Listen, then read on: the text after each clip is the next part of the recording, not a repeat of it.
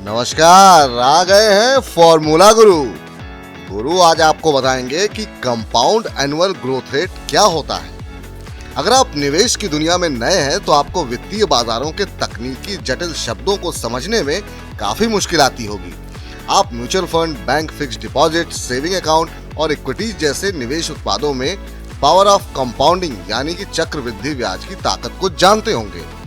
अब इसे समझने के लिए एक टर्म मिलता है कंपाउंड एनुअल ग्रोथ रेट यानी CAGR। आपने सुना होगा कि वित्तीय एक्सपर्ट निवेश विकल्पों पर चर्चा करते समय इसका खूब इस्तेमाल करते हैं।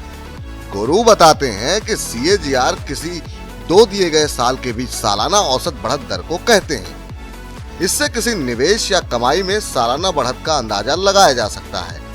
अब सवाल उठता है कि CAGR की गणना किस तरह होती है। तो गुरु बताते हैं कि आपको CAGR कैलकुलेट करने के लिए 3 तरह के डेटा की जरूरत होती है। निवेश का शुरुआती मूल्य यानी BV, निवेश का अंतिम मूल्य यानी EV और निवेश का साल जिसे N के रूप में रखते हैं।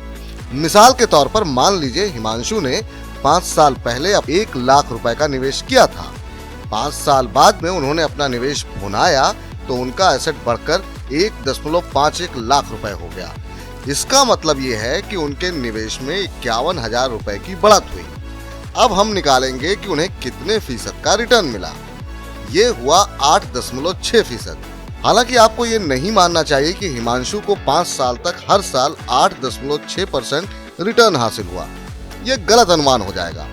चक्रवृद्धि सालाना ग्रोथ रेट यानी CAGR को म्यूचुअल फंड्स के रिटर्न कैलकुलेट करने के लिए व्यापक तौर पर इस्तेमाल किया जाता है, लेकिन इसमें एक कमी है कि ये पीरियोडिक निवेश के लिए सही नहीं होता। एक मुश्त निवेश के लिए तो CAGR को स्वीकार किया जा सकता है, लेकिन SIP रिटर्न के मामले में ये बहुत सही नहीं माना जाता है।